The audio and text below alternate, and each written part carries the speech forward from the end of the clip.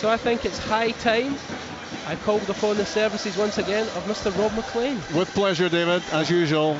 An honour to be alongside you here at Rugby Park, and we'll hear from you again at half-time. You'll get that top insight and analysis at that point, won't you? I'm not optimistic for the first 45 minutes, but good luck at half-time is what I'm saying. Welcome to our coverage of Kilmarnock against Celtic, which brings the curtain down on the Premiership weekend. It's a hugely significant 90 minutes. Kilmarnock will want to be better than they were against Celtic here in August, and well, you heard from the manager that his team has changed a great deal since then, and of course there were those two nils in January which offered a little bit of encouragement to him. No Rory McKenzie suspended, 3 changes. Kyle Vassell is back in the team. That's useful, and I like Fraser Murray, I have to say, who hasn't featured in the starting 11 too much in recent times for Kilmarnock. He's back, and Ash Taylor is into the 3-man defence. Well, will it be a 3-man defence? We shall see shortly. Celtic with the 3 changes as well. Kobayashi and Iwata and Hacibanovic are the 3 coming in. Moyes on the bench, no Carter Vickers, no Jota, and a lot of that sounds like it's down to the pitch. They've suffered in the past, it seems, and no point in doing so today. Underway at Rugby Park, Kilmarnock against Celtic. Just about bang on 12 noon as we get going here. Are Celtic just going to continue to steamroller everything that lies in front of them? We shall see. They're going for a 17th win on the bounce, and they really are closing in on the finishing line now. Not that you'd probably throw that one at Ange Postecoglou in your pre-match interview, but they're certainly getting close, and they're not going to be long odds for a treble season either. On the back of having won 2 trophies in his first season in charge. First free kick is given, and it's against Kyle Vassell. Yeah, Kilmarnock lining up with a back 4 instead of the 3. Kyle Vassell's a very physical player. I think Carl Starfelt will not be the last time if he was the challenge of Kyle Vassell this afternoon, that's for sure. Yeah, Lewis Mayo at right back, Tomo, with Danny Armstrong a little bit further forward, which could be useful. But here's Maeda immediately threatening down the left-hand side. There's an option, of course, for Celtic to switch the wide players around. Another free kick this time in favour of Vassell. Yeah, Armstrong a little bit further forward. You don't really want him back defending, if at all possible, because he's, Peter, probably the biggest threat attack-wise for Kilmarnock. Definitely, he's got a lovely left foot, Daniel. I mean, I've seen him as a kid at Wolves and Norwich, he was down there. And same with Murray. Murray cuts in, he's got a fantastic strike, he hits the ball for distance, he hits it from 35-40 yards, and that's probably sometimes how far Kelly will get near the Celtic's goal. So these slight tactical nouses that Derek's put in play, he knows that he can score from distance, and so can Armstrong, and they've got good strength in the middle of the box, obviously with Dodge, who's very, very good in there, so they've got good quality crossers as well. So it's keeping the back door shut is going to be the important thing for them, because they definitely are going to make it competitive and wait on set plays.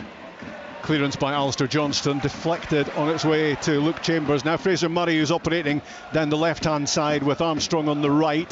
Liam Donnelly takes the ball on and he drives with it up towards the edge of the area. Cluster of hoop shirts around him, and that wins the ball back for Celtic. It's played up to Kyogo. He goes the challenge of Joe Wright. Free kick for Celtic. Peter, did I hear a Jurgen Klinsmann name drop from you, your testimonial match a few moments ago? I was very fortunate enough. It was a fantastic Bayern Munich side that came to play in it. Him and Matthias and all that were involved. It was a top side, so I was honoured and privileged that they were the ones that played in the match. Wonder if he's going to have a killie pie today. It's the big question, really. I'll tell you what, he's not had many. Look at the shape he's in. No, exactly. A little bit of green salad alongside. Maeda, left-hand side on the ball for Celtic, looking to work the 1-2 with O'Reilly, and well, he did work the 1-2, and then he got the cut back of the cross horribly wrong. Doesn't often happen with him. He buries his face in his shirt because he's disappointed. Got himself, Tomo, in a really dangerous area. Should have done better with the final ball. Exactly that. Yeah, the 1-2 was superb. He's ever so quick. And Kyogo was just waiting, but he always is in the middle of the 6-yard box, and he just needed to be flashed across the face low, but he got underneath it. He was practicing, as Peter and I were watching in the warm-up. He was putting 30-40 crosses with his left foot, but yeah, that's not helped him. Obviously one of Harry Kewell's key roles at Celtic is to do the warm-up with Maeda, Peter, by the looks of it. Absolutely, and as I say, he'll be disappointed because the quality was put in with his left foot. I thought they'd maybe have switched him today and let Hacibanovic play on the left-hand side. but he was working on it. To be fair, that's all you can do. But he was disappointed, and Tomo made the big point. Kyogo was free right in the middle of the goal. If the quality was good enough. Ball down the line for Kyle Vassell, left-hand side, but covering comfortably was Starfelt. Not comfortable at all was Joe Hart with the ball at his feet. Just got it caught under his feet for a moment, and he had to hurry in the end and get it away to Kobayashi. And Kilmarnock were very interested at that point as the Celtic goalkeeper dithered. Yeah, I mean, I think probably the surface has got something to do with that, although Kilmarnock did press well, and in the end he looked fairly comfortable, I would say. It wasn't. Yeah, but if you think there's panic. one thing that people would always question about Joe is his quality with his feet when he's under pressure. It was on his left foot. Daniel Armstrong's come in and it put him under pressure. You've got to give credit to Kobayashi. He turned himself out and played a fantastic ball forward. Danny Armstrong on the ball, right-hand side for Kilmarnock, heading for the byline. Lovely nutmeg. What can he do from here? Well, he fires in a low shot at the near post, and Joe Hart is in the right place this time to block it really good from Kilmarnock's number 11. It really was. It's a brilliant run. He's having a fantastic season. The nutmeg gets to the byline, tries to flash it across the face. Kilmarnock had five bodies in the box. I wonder whether he was just a wee bit too quick to try and flash that instead of just taking his time. He had another couple of seconds where he could have lifted his head, but brilliant play. Here's a long throw for Kilmarnock. David Watson flings it in, and Joe Hart comes to punch it. Thought about catching 6 yards out and then put a left fist onto it to get that away. And now Celtic look to get on the ball in the middle, but it's been a pretty encouraging start this for Kilmarnock, who've had that attack with Armstrong, and they haven't had too many problems apart from when Maida got to the byline. It's all about digging in and getting some sort of foothold in the game early on for Derek McInnes and his team, and they've got a throw in right hand side midway inside the Celtic half. 5.5 minutes gone. Kilmarnock 0, Celtic 0. Well, Kelly are doing exactly what they want. They're getting throw-ins in dangerous areas, or lining the box up with 4 or 5 players, and that's all they'll try and do. Get down that side of the pitch, be competitive. There's another cross coming in the box. Ash Taylor floats it back post. It's just beyond Fraser Murray, but he can still keep this alive for Kilmarnock. He's got Alistair Johnston breathing down his neck, and he's heading back the way as Murray. All the way back it goes. Dangerous pass. It will be intercepted by Kyogo, who spins away from Joe Wright, turns back from the angle, tries to improve it for himself on the left foot, and he scores. Well, he took his time. Joe Wright didn't get close enough, and as he spun away from the Kilmarnock central defender, he rattled in a left footer past Sam Walker and make that 29 goals for the season for Kyogo, and they go in front at Rugby Park inside 7 minutes. Fantastic finish for Kyogo, but Murray's went to the final third, turns back out. I've got a bit of sympathy for being a central midfield player. All the midfield went beyond the ball, so he's not got a pass back the way. Then he plays a short one back. Kyogo reads it, and then, as you say, once he's in there, you don't expect him to miss. Derek McInnes is absolutely furious down in front of his Fraser Murray. He could have got the ball and turned towards the Celtic goal when the start of that attack. He turns back the way, he goes back 30-40 yards, plays a short pass. Kyogo is so sharp, and his first touch to nick it round the defender was superb. He's in and goal. I thought he was going to shoot in his right foot. He probably should have done, but what do I know? He cuts back, he's looking for options, and then just decides, I'll have a go myself with his left foot low into the bottom corner. It's only strikers that would know that. Aye, and it's well, I felt as though Kilmarnock had started the game reasonably well, and they were taking confidence from that, but you know, just one moment, one lapse of concentration, and you can see how deadly Kyogo is. I think Fraser Murray was really keen to take the restart, which he did at the start of the match anyway, but it meant he was significantly far away from Derek McInnes, so that he wasn't getting complete edict from him, because that's a massive blunder. You don't want to gift Celtic an opening goal. That's what Kilmarnock have done here. 100%, and as Tomo said, they'd started the game well and getting to good areas. Daniel Armstrong would get through in the box, Joseph to save his feet, the long throws coming in the box, all his plan was going perfect, but that mistake, and that is the difference, you know, with the top quality players. When you make that mistake, there's a possibility you're going to be punished, and that's exactly what happened. Could Joe Wright have done better, Tomo, to limit Kyogo to options when he got the ball in the box? I mean, he seemed to have a lot of time, didn't he? Yeah, when Kyogo did turn, I think he's got to engage, get a bit tighter, because it did look like he'd stood off him.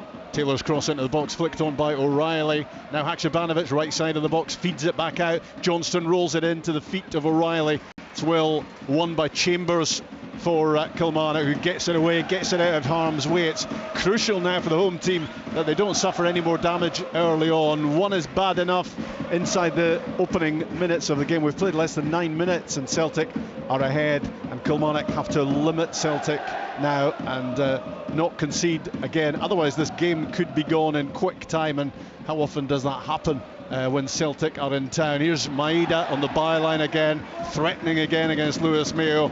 He slipped maybe as he tried to play it in. It's gone behind for a goal kick. Well, that's the thing, you're talking about the surface, and these are the wee situations, because it looked like slow motion when he turned them up. He didn't move his feet quick enough, and it looks as if you think, is that down to the surface? You know what I mean? And that's the times you can question it. There's a lot of water being put on it, obviously, and I don't know if that's one of the reasons that the boys try to keep his feet, but you're told when you're in that area, keep them wide and away from your goal. You don't let them back inside. That's the art of defending. Yeah, one of the big messages pre-match in the home dressing room would have been, don't concede early on, just try and get through as much of the game as you can. It's always the same. Yeah. Well, they managed about 6 minutes before conceding in the 7th, but what's really painful about it is the part that Kilmarnock have played in it themselves. Poor from Murray, really poor from Fraser Murray, and then Joe Wright I think could have done a whole lot better as well, but you have to on the side of the credit, you have to give lots of it to Kyogo for just the coolness and the composure. And well, we've seen it so many times, it's not a surprise, but that's him one away now from the 30 Celtic goals, 23 of them in the Premiership. Phenomenal, it really is. He's a phenomenal player. It was another brilliant finish from him. It was his first touch that impressed me, to nick it away round the corner, set him up perfectly. Did you think you were looking in a mirror?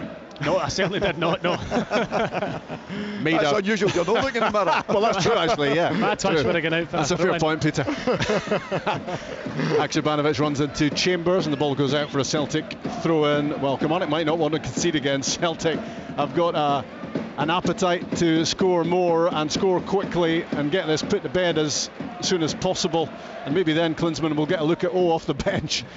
But at the moment, 1-0 Celtic it is, with nearly 11 minutes played on BBC Radio Scotland, the 6th and final game in the Premiership this weekend. Kobayashi looking pretty comfortable early on.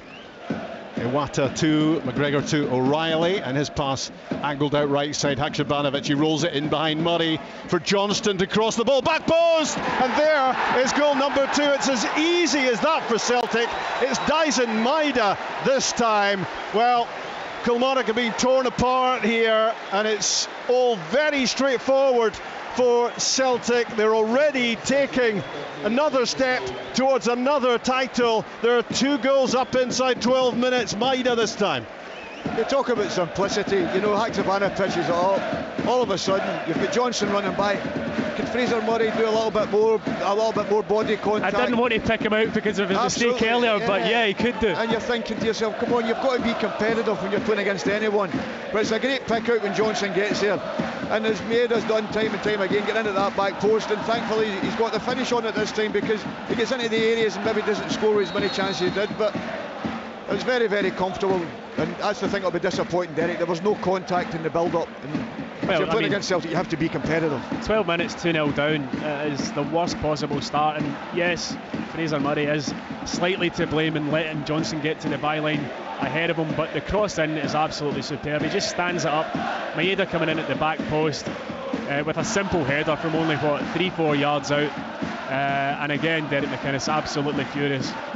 How much are the Celtic fans thinking about Juranovic? Not very much, I don't think, these days. Alistair Johnston has been absolutely incredible. Here comes Maeda threatening again, left side, cuts it back for O'Reilly, and it's a real scramble for Kilmarnock to get it away. Ash Taylor in the end managed to get the ball clear. This scoreline could become just about anything the way the game's going.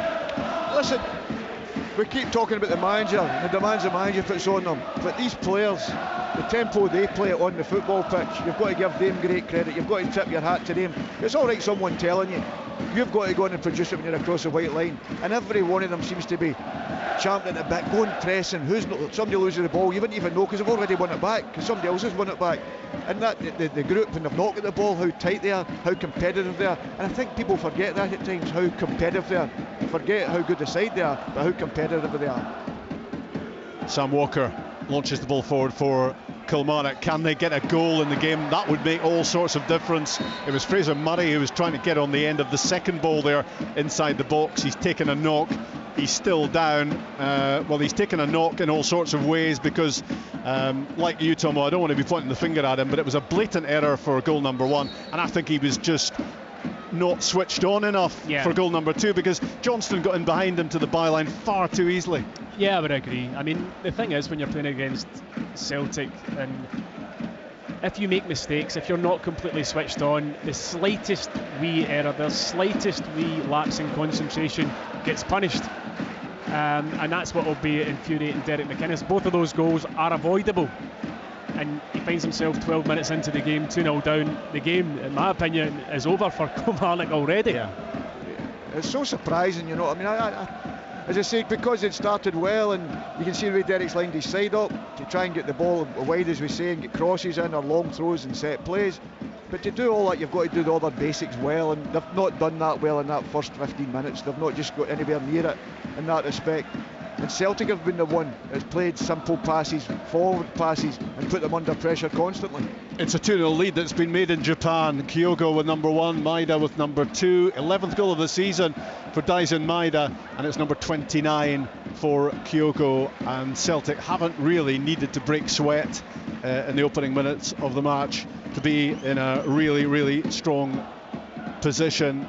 And it's difficult really to assess this as anything other than game over, even with so long to go. And if you're a Kilmarnock fan at the moment, you're kind of fearing the worst in terms of what this can become. It was 5-0 in August, and Kilmarnock have made strides since then, but this could be heading in that similar sort of scoreline direction if they're not careful. We do have a Kilmarnock fan in our midst, one of the whizzes of the graphics scene at the BBC, and he's given me a gesture. I'm hoping it meant 7 goals potentially. It could be a bad one this for Kilmarnock, but it's a test of their ability. It's a test of their character, isn't it? To now try to withstand what Celtic are throwing at them. Easier said than done. Iwata flicks it through for Haksabanovic on the right hand side, whips it in, dangerous cross, mistake by Wright, and O'Reilly on the right foot tries the angle shot. Wright recovers to block it. Well, the errors are coming thick and fast here from Kilmarnock, and they're running the risk of conceding again. O'Reilly denied that time, corner kick. Probably should have been 3. I mean, basic individual errors are costing Kilmarnock right now, and they've got to stop it, or the game will end up at, 4, 5, 6-0, whatever Celtic want it to be. That was an easy clearance. Just clear it out your box. He gets it stuck under his feet, falls at O'Reilly's feet. He takes a touch at an angle, and probably should have done better than he did. Deflected behind for a corner. Yeah, I mean, it's a hard watch right now. But then from the corner there, Starfelt should score. Yeah, well, Tom, I'm not complaining at all, but while you were talking, the O'Reilly corner comes in, and Starfelt gets the ball on the half volley, 6 yards out. That should be in the back of the net for number 3. Say, just poor defending, basics. And listen, you can do all the coaching during the week, all the working you want. If the players don't do the basics well, you're going to struggle, that's for sure. Iwata to Johnston. And you can just see in the body language of the Celtic players, they're not sitting on a 2-goal lead thinking, right, we're in a great position, let's just ping it around a bit. They will just keep on doing what they're doing. They want to get forward, they want to get into those dangerous areas, they want to score more, and that's the worst news Kilmarnock could hear at the moment, because they're making too much of a contribution themselves. Here it goes, into the box, Matt O'Reilly, and it's 3-0 Kilmarnock with little more than 17 minutes gone. It's a shocker of a performance, you would have to say, from the home team. They're getting picked apart, but Celtic are deadly. We know that. They've got an appetite to win this in style, and they're off to the ideal start. Kyogo, Maeda, O'Reilly, 3-0. Listen, simplicity is genius, as they say, and that's all it was, just simple passing. But yet again, the ball coming across the box, another missed kick. They just look nervous every time the ball comes near the defenders. And as I say, I can blame the surface, and I'm very much for looking after players in the respect to that. But you've got to do the basics as a defender, is make sure you get the full ball. Matt's within there. He could have done it earlier. Just talked about Starfelt as well, and now you finally got a third. It could be 6, and as you say, what 20 minutes in. The pass from Greg Taylor was superb, you have to say. Yeah, he's had a wonderful season, and the ball into O'Reilly's feet was really, really good. O'Reilly takes a touch. It should have been defended slightly better, but the finish as well is a very good finish from O'Reilly. But for me, it was all made by the pass of Greg Taylor. Taylor's assist, O'Reilly's goal, and for him that is number 3 of the season. You expect him to score more than that because he gets into great positions. He of course creates lots for them. He's finished that really classily, but well, you would really, if you get that sort of room and time in the box and you've got his ability. He just passed it into the corner. Sam Walker didn't have a hope, but if Kilmarnock keep on playing like this could get really embarrassing for them. I was looking forward to that battle, Rob, in there, because Matt O'Reilly and Liam Donnelly played together with me at Fulham in midfield.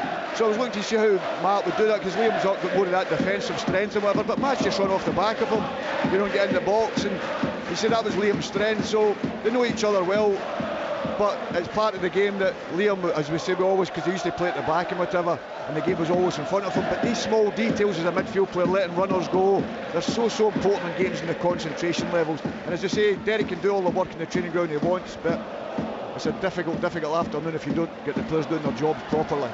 Good work from Danny Armstrong, winning the ball on the right hand side, then driving with it down the line. But who's chasing him? Who's nicking it back? Dyson Maeda. It's brilliant from Maeda. Yeah. It really is. Armstrong had about 5 yards on him there. He makes it up, wins the ball back for his team. His work rate has been incredible to watch this season as Dyson Maeda's. The only issue for Joe Hart so far has been the one he created himself when he's got the ball caught under his boot. It wasn't a big problem, but it was a little flurry of optimism, I guess, for Kilmarnock. But other than that, they've got nowhere near him. The play has been all in the Kilmarnock half, and I guess a big chunk of it has been inside the penalty box as well, as Celtic have been clinical as they are taking their chances. They could have been even more clinical, I suppose. They could have had more than 3 so far, but Kilmarnock just looked like a bag of nerves, to be honest. And a penalty conceded. Another mistake made. It's Christian Doidge with a clumsy challenge, and Celtic have a penalty. The challenge on Greg Taylor, and well, it could well be 4 after 21 minutes.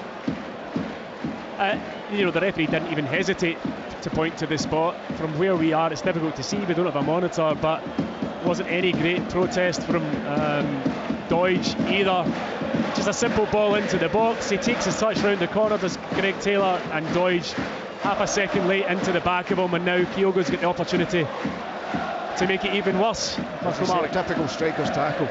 Aye, I would agree with that. I would agree with that. Just waiting on VAR clearing that up. Yeah. David Dickinson is standing in the 6-yard box, just getting instructions in his ear ahead of this penalty. All set for a milestone moment for Celtic's Japanese striker Kyogo. Must have heard me, because his shot rattles back off the post. He doesn't get to number 30 for the season, and Maeda unable to hit the target as well as the ball rebounded out. Well, it's the first thing that's gone wrong for Celtic in the game. It stays at 3-0 as Kyogo misses the penalty. Yeah, as you say, he's a bit casual going up to take it. I know he's not the normal penalty taker. He's a bit casual going up to do it. And as you say, he'll be disappointed, because strikers always want to score, as Tom will tell you. They always want to score as many goals as they possibly can. So I'll not be the end of the day for him, because even up, apart from his goal and his movement, he's taking Kilmarnock back the pitch with his movement. He's just standing in the back line, and he just takes them back so far and allows Celtic to play everywhere else in the pitch. Foul on Luke Chambers by Sead Haksabanovic midway inside the Celtic half. Kilmarnock have a chance here to get the ball in the box and try to do something offensively, having got lucky there and being 3 down rather than 4 down. Danny Armstrong and Fraser Murray over the ball. Needs a good delivery. They need to get on the score sheet. They just need to give themselves some encouragement at this stage. Murray leaves it in from Armstrong, curling ball, back post, maybe too much on it, beyond Taylor, kept in by Joe Wright on the touchline, right hand side, needs to get this back in. The cross blocked by O'Reilly, it's rolled back and it is swung in eventually, cleared by Kobayashi, only as far as Murray. The ball partially blocked before it's booted clear by Alistair Johnston. Alan Power was sent to warm up by Kilmarnock. I think we might see him on the pitch before too much longer, just to try and tighten things up, because you're 3 down and you want to be looking for a goal, but the main issue for Kilmarnock is not conceding another 3 in quick time. Yeah, I mean, it's all been kind of individual errors that have led to the goals, and obviously the penalty kick that was missed there as well. But Derek's set up with an attacking team. He has not come here to sit in and a wee chance there for Vassell to sit in, and he's been adventurous. He's got 2 wide players, he's got 2 strikers up top, he's got the back four. It's virtually a 4-4-2, so he's tried to have a go, but a manager, you can't legislate for, as you said, Peter, all the work you do in a training ground leading up to a game. Then your players go out and they make the individual errors. It must drive you crazy. Absolutely. These are the small details you'll go through and talk about all the time. And as we say, Daniel had the shot that Joe saved with his feet. The other one that came in, there was 2 half chances they had, and they started the game well. Then all of a sudden, 6 minutes later, you felt yourself 2 and 3 down, and it could be more. We're talking about the 3 brilliant opportunities, excluding the penalty kick, to score more goals. So Derek will just be delighted to have missed that penalty, because it's really difficult to lift your players' heads. In comes the cross ball for Kilmarnock, right hand side, and Chambers busting a gut to get there before Haksabanovic. The ball is close to the corner flag, it dribbles out. It's going to be I think a Kilmarnock throw rather than a corner kick. Did it go behind? Did it go? There's a big pillar in the way, Rob. Yeah, I think it's a corner. It's a corner actually. So an opportunity, needs to be a good delivery. They need to get some things right now, Kilmarnock, having got plenty wrong in the first 25 minutes. Left hand side, Fraser Murray with the corner kick, back post, punched away by Joe Hart. Back in it comes, a looping header off the line by Kobayashi, sent further away by Callum McGregor. Well, it's showing signs at the moment of being more competitive, but the horse has bolted for Kilmarnock. 3, and they could have been 4 down as they show signs of getting into the game. But yet again, there's a ball played down the middle, and had Kyogo not lost his footing at the edge of the area, he would have been in again to score again. It just seems that Celtic don't have to do too much to create chances here today. Yeah, well, Kilmarnock were coming back obviously from the corner to their defensive setup, and the ball to Kyogo was a fantastic ball, but he just slipped at the last second when he would have been through on goal. Iwata to Haksabanovic. Iwata gets in behind, swings in across, right, glancing header away. O'Reilly sets it up for Taylor. Edge of the box, into the area he goes, the former Kilmarnock player, Greg Taylor. It's a good block by Lewis Mayo. The ball in the end spins high, and Walker comes off his line to grab it for Kilmarnock. 26 minutes played, Killie 0, Celtic 3 on BBC Radio Scotland. It does look as if Derek's going to make that substitution, and I'll be interested to see what he does. Does he go to his back 3 and make it a 5 and say, right, okay, let's keep it at 3 if we can keep it at that? Take one of your strikers off, or does he take one of his wide midfield players off? That's the sort of predicament he's in at this moment in time. Vassell with a good touch and a turn. He's been one of Kilmarnock's better players so far. The ball, he hasn't had much of the ball count, Vassell, but when it has come up to him, he has held it, and he has linked up with people, and he's looked something positive for Killie. But there's been so much negative, and they're in trouble again here as Maida cuts inside, gets a right foot shot away, blocked by Taylor. It really is a shambles for Kilmarnock, and they now find themselves 4-0 down yet again. Mistakes being made, they couldn't get the ball clear. I mean, it dropped for O'Reilly. He made his a double on the day, lashing a left footer past Sam Walker. 27 minutes on the clock, 4-0 Celtic. Fraser Murray is having a day to forget, unfortunately. I think it was his attempted clearance that then led to the ball breaking to O'Reilly. The finish is emphatic. It's absolutely a wonderful strike, but again, Kilmarnock not clearing their lines. It's beyond bad defending there, and I'd be surprised if this isn't Fraser Murray that comes off the pitch. He's having a bit of a time of it. I think for his own protection almost, you might want to take him off. Yeah, it's so difficult. We've all been there in the respect of that, having stinkers, probably myself more than most. So I know what it's like. No matter what you try to do, you're trying desperately to do well, you're trying to make everything positive, but then you just tighten up, try to make sure that everything's perfect, and it gets worse. It gets worse when you do it that way. You've just got to relax and play. It's easier said than done, but if you're conceding goals time after time, and every time Celtic go forward, it looks as if they are going to score. Fraser Murray 25 yards out, clips a ball in for Vassell. It was a good idea from him, but off his line comes Joe Hart to get there before the Kilmarnock striker. It might be the last action of the match for Fraser Murray. But we'll that's see. the thing, Rob, as well. That's the thing you think he's in the side for, because I told you before the game, he's a fantastic striker of the ball. Yeah. So when he cuts inside there, he's got to shoot. Yeah, I think I kicked off the match by saying I really like Fraser Murray. He's a really good player. No, he's We're all capable of having bad days. Absolutely. You know, and absolutely. I'm sure he'll pick himself up and have good ones again in the future. But yeah, Dorset's coming off the bench as well, so he's a defender. Alan Power is the club captain and a central midfielder, as we know. So it is an attempt here, presumably from Derek, to try and tighten things up, but too late might be the cry. Well, it's damage limitation now, Rob. That's what it is. At 4-0 with less than half an hour gone, you're trying to make sure it's not getting embarrassing, which it already probably is. Yeah, I think when Celtic score so many so early, it's got to be embarrassing. O'Reilly's on a hat-trick as he tries to thread a pass through for Maida.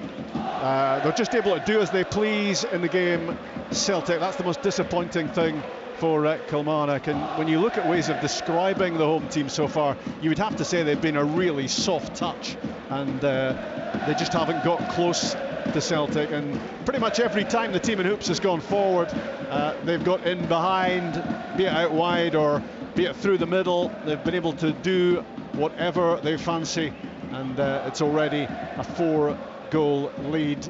Haksabanovic in possession wide right into Iwata. But as you're talking about there, Rob, watch the Celtic players' movement, you know, to get into positions, get out of space for other players to come into. They're doing it constantly, even though there's Here's Johnston, rolls it for Iwata. Just couldn't get the touch, the Celtic midfielder, and it got away from him yet again. They're just meandering through into these threatening positions with no great opposition. Well, Fraser Murray, I don't think needed told that he was going to be getting the hook here. So off he comes. You do feel for him. Yeah. He's off. He's been involved obviously in 3 of the Celtic goals, and Christian Doidge has been involved in the 4th one, I guess. He conceded the penalty and he's coming off as well. Dorset comes on. Yeah, Doidge hasn't done too much wrong. I think it's just purely for the formation change and to get the extra bodies into the midfield area. He'll be disappointed, but he's just taken one for the team there, really, for Fraser Murray. You can see in his face there when he came off, dejected. He knows he's had a bad day at the office.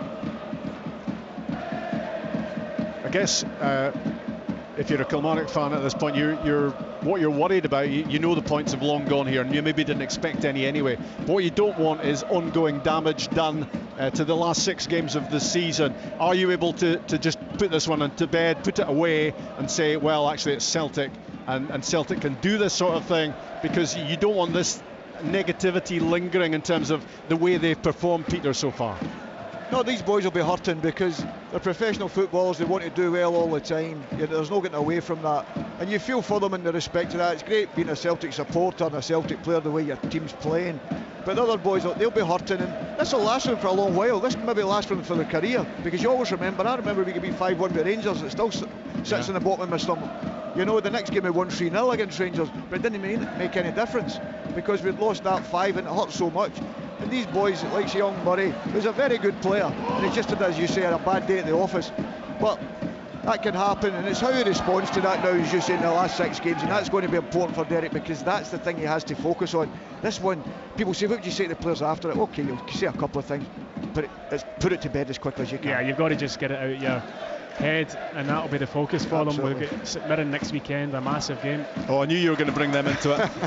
but what you've got to think about, Tomo, as well, is goal difference, because it's really tight between the bottom 3. There's only 1 point in it, but Kilmarnock already had the worst goal difference. That's 4 worse than it was, so they've gone from -28 to -32. That could be the difference between bottom, second bottom or third bottom. It wouldn't surprise me if it came to goal difference. I think post-split this is going to be incredibly tight. It's going to be great to watch for the neutrals, but not if you're a fan of any of the clubs involved. And St Johnstone, of course, have been dragged into that equation as well, so it's going to be very interesting, but nerve-wracking for the supporters, that's for sure. Has that taken you 32 minutes to get your first St Mirren mention in? Over the top, down the side for Maida. What can he do from here? Fired into the danger zone. Dorset gets it clear, only as far as Iwata. McGregor steers it wide. Taylor knocks it into the edge of the area. Matt O'Reilly trying to work it onto his left foot. He's got 2 already. Is he going to make his a hat-trick? You wouldn't bet against him the way things have gone. Johnston in possession under pressure though, as Kilmarnock got a couple of players around him, and the ball goes back to Starfelt. No real defending for Celtic to have to do at all, as this game has only gone in one direction. Taylor fires a ball down the middle. It's yet another uncertain touch from Joe Wright, and he was almost robbed of possession there by Kyogo. Kilmarnock managing to deal with that defensively in the end, but it's been a catalogue of errors for them all over the pitch, and certainly in the defensive areas, and Celtic have run riot. That was good play from Vassell again. You know, the ball up to him, he takes it in, uses his strength, his power, draws the foul from Starfelt, and an opportunity for Armstrong to put this free kick into the box now. And a lot of Kilmarnock's goals this season have come from set plays, so we're looking to take advantage of this. A couple of yards in from the touchline, left hand side, midway inside the Celtic half. Armstrong swings in the free kick, and Joe Wright gets his head to it at the back post, but it's maybe the way the game's going for him. He couldn't really get over it, steer it back into the 6-yard box. It goes behind for a goal kick. Chance gone for Kilmarnock from the set piece. Yeah, as you say, the quality that Danny Armstrong's got, you'd expect better to put Celtic under a little bit more pressure. They're the things you've got to do to try and get yourself back in. If you end up getting one or two opportunities and try and get a goal from it, to lift a bit of the spirits, okay, you're getting a bit of a doing, but if it comes 4-1, 4-2, something like that, then okay, you can say, well, I mean, the goals were catastrophic, every one of them. You know, there wasn't one that Celtic had to work hard to get. You know, and that'll be the big disappointment for all the players. And the missed penalty as well. Absolutely. Yeah. Almost inside the last 10 minutes of the first half. Kilmarnock would take that half-time whistle. Anytime you fancy, some of them will need to lie down in a darkened room during the interval, having gone through what they've gone through, and of course 4-0 could have been a whole lot worse, which sounds incredible when you think there are only 35 minutes gone in the game. Forward goes Starfelt down the right-hand side. Ahead of him is Haksabanovic coming in off the touchline. Dorset tries to get close. The ball goes to Iwata. Back with Haksabanovic again. Callum McGregor. Well, Callum McGregor is just strolling through this game, being a spectator for most of it, just watching things happening around him, and there's been plenty happening around him. Johnston caught on the ball. He's fortunate not to get a booking there. That's what the manager will not want. You'll not want silly injuries or silly bookings, you know, and it can happen in these games if you get a little bit sloppy. So Alistair's lucky not to get the booking there. And you'd only be human if you got a little bit complacent at this stage when you're 4 up. Absolutely. So the free kick after that foul by Johnston is midway inside the Kilmarnock half. Sam Walker, the goalkeeper, to take this. Upfield it goes towards Vassell, headed away by Johnston. Bouncing out for the Kilmarnock throw, just underneath us. 26 of their 28 points have come here. Kilmarnock really, really poor on the road this season, but certainly it's been productive here. Not today, but most of the points have come here. It's going to be a real dogfight at the bottom between themselves. Ross County have gone bottom on the back of results over the weekend, and Dundee United, who've come off the bottom of the table. In between the two of them are Kilmarnock, and their goal difference has taken a real hit in the course of this first half. Haksabanovic to Kobayashi, left side of the Celtic central defence. Ahead of him, McGregor and Taylor. Out wide, Dyson Maeda. Back to the halfway line, and Starfelt just slowing it down for a moment. Celtic, that doesn't often happen. They play a furious tempo, and well, today Kilmarnock just have not been able to handle it at all. But it's been about what Celtic have done in the first half. It's also been about what Kilmarnock haven't done, and that all adds up to 4-0 and a missed penalty. I think we've got to give credit to Maeda as well. His work ethic against the ball is fantastic, but his runs in this first half, I know his quality in the final ball has not been great all the time, but he's given Mayo a real tough afternoon because of his movement with and without the ball. Here he is again on the touchline, fed the ball by Greg Taylor, and it's back with the former Killie left back. who just has a licence to roam into all sorts of attacking areas for Celtic. And across on the other side, Haksabanovic to Kyogo, who spins out wide, links with Johnston, the back heel ends up at the feet of O'Reilly at the corner of the penalty box. McGregor feeds it across to Taylor. He went down, then got straight back up, the Celtic captain, and just in time to have the ball back at his feet. Now Iwata. They're working hard, Kilmarnock, at shutting Celtic down here, but that is a major challenge. Johnston clipped towards the corner for Haksabanovic. Across comes Donnelly. The ball goes out. It will be a Celtic throw. Johnston to Haksabanovic. In goes Dorset and Donnelly as well, but Celtic have it with McGregor. Haksabanovic tries to get in between a couple of Kilmarnock players. Into the box it goes for O'Reilly with his right foot, cuts it back. In goes Kyogo. Good challenge from Ash Taylor. It was, I think, got a challenge in on that, and it ends up in the gloves of Walker, to Kilmarnock's great relief. Yeah, there's just a lot less space now for Celtic to operate in since the change of shape. Obviously the 5 in midfield, just the one up front for Vassell, and they're sitting deeper and just trying to block Celtic out. But Celtic are very patient with their ball. They're moving off the balls very, very good, but they're not going to be cutting through Kilmarnock like they were in the opening 20-25 minutes, when it was just every attack was so easy. Don't know if Jurgen Klinsmann has waved across to you at all, Peter, being a close personal friend. Being a friend, yes, I'm not so sure. But I better comment on what's happening here. But as Kyogo tries a shot from the edge of the area, it's straight at Sam Walker, but it was hit with real power, and all the Killie keeper could do was beat that away. You can't really divert too much away from the action, because the chances just keep on coming from Celtic to add to this already impressive scoreline. Came from another mistake in the middle of the park. This time it was Alan Power that gave the ball away, allowed the pass through to Kyogo. He probably should have put it out left to Maeda, who was free, but he took the shot on himself straight down the goalkeeper's throat, and an easy save in the end.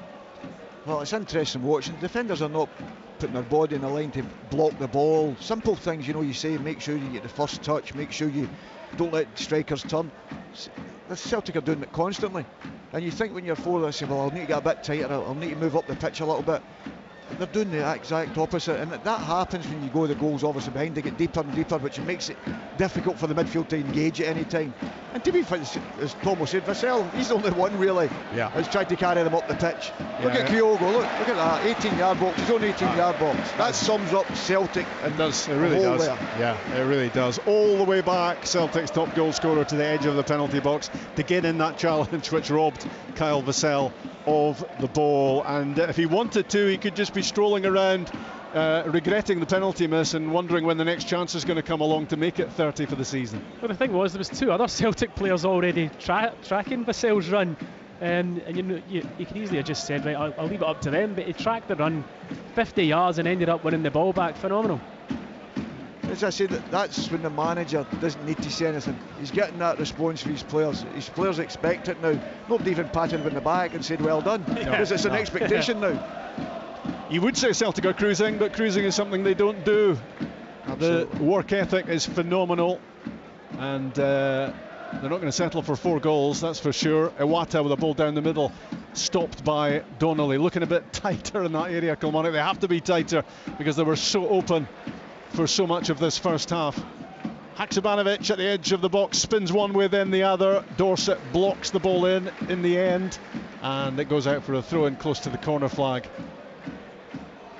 Not too many Kilmarnock fans here today, lots of empty seats, and maybe the ones who haven't come are breathing a sigh of relief and telling themselves they took the right decision, because they didn't really want to watch this sort of torture being inflicted by Celtic. You like to think that your supporters come and support the team come hell or high water, but clearly by the looks of the attendance here, you would say that some Killie fans have decided to give this a miss. Yeah, it's quite sparse. I don't know about the stand we're in, I can't see that obviously too much, but certainly the stand opposite us and the stand to our right are fairly empty. Unfortunately, quite a lot of them left. After about 3-0, you've seen a lot of them get up and get out, and I can understand that. They're all supporters and we all love our clubs, and you get disappointed, but there'll be nobody more disappointed than the players and Derek.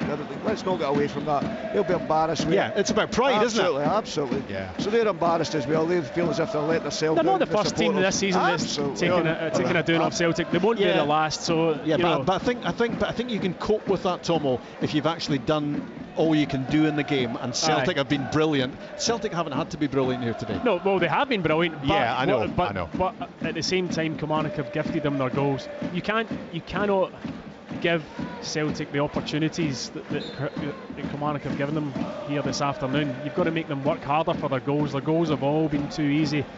And that's the major disappointment for Derek McInnes. Jurgen Klinsmann, I think, was probably expecting to see half an hour of O today. I think he might see 45 minutes of him, because I think there has been a bit of chat with O recently about maybe coming on after the interval. And obviously Celtic can do that, Peter. They're so far ahead in the game that maybe he can get the entire second half, which will make Jurgen Klinsmann's trip to Ayrshire all the more worthwhile. But you know the manager well enough, Rob, now. He's not bothered if it's 4, 5, 6, 7, 8. He's not caring. He's not interested if Jurgen Klinsmann's here or not. No. He wants his team to do well and keep being on the front foot.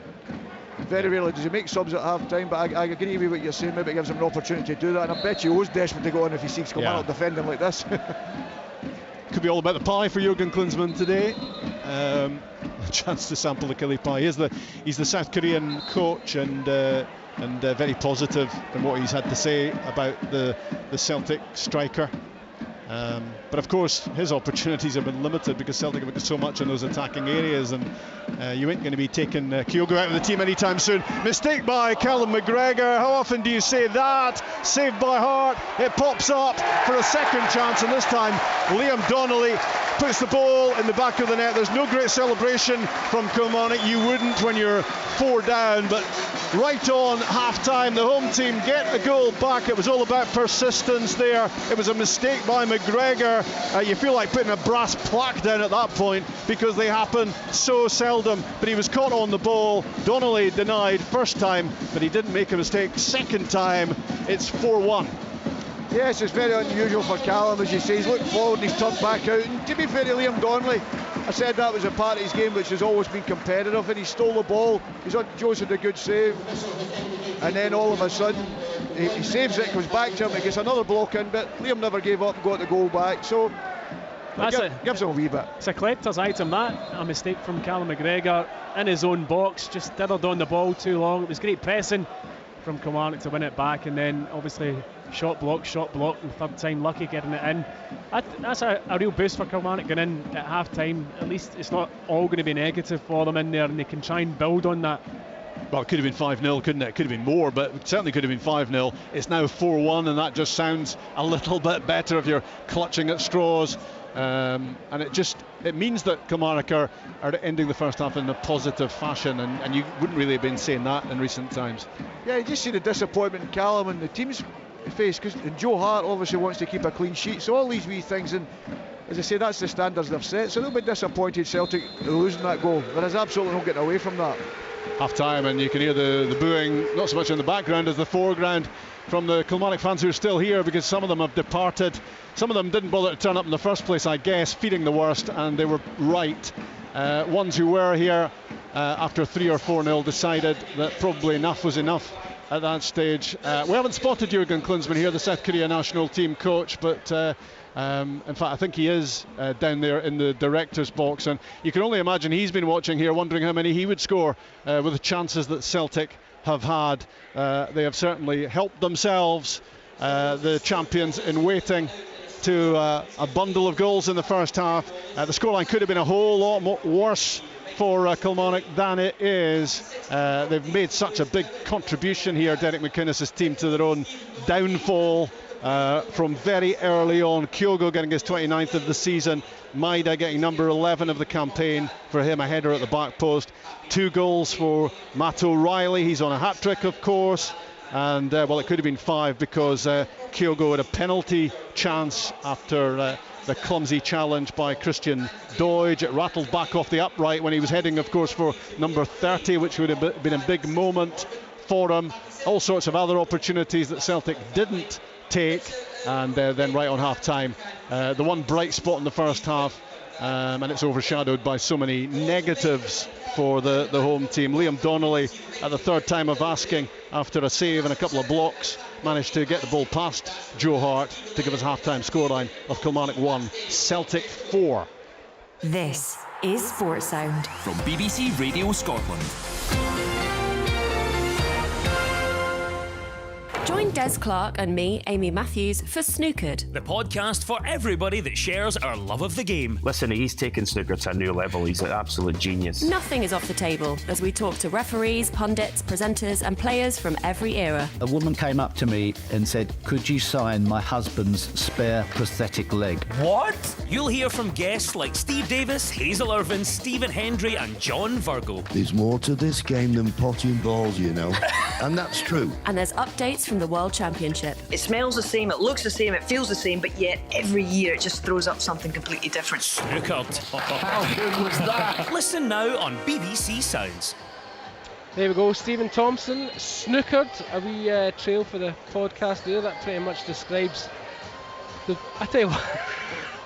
And between that Eden, describes the predicament that Kilmarnock are in, and I come to you and you're stuffing your face with a wrap. So I'll tell you what, I'll pass that I wasn't expecting you to come so quickly there, David. What were you expecting? You were going to ask me a question about snooker? No, I was saying Snookered pretty accurately describes the predicament in which Kilmarnock find themselves. Yeah, I think that's just about accurate, David. Yeah, I mean, Celtic have been brilliant for Kilmarnock. They started the game brightly. I felt, Derek would have been pleased with the first 5 minutes, creating a couple of opportunities, getting the ball into good areas. However, basically what Kilmarnock have done is shot themselves in the foot, not once, not twice, 3-4 times, and you can't legislate for that as a manager. Individual errors. I mean, you've got to feel sorry for Fraser Murray, but he was involved in 3 of the 4 goals that Kilmarnock conceded. Derek had to make a change. He changed the formation, and it has made Kilmarnock slightly more solid. Certainly centrally there's not as much space for Celtic to play through them, but Celtic still look capable of scoring more goals, and it really was damage limitation. But to Kilmarnock's credit, they have fought back and got a goal back.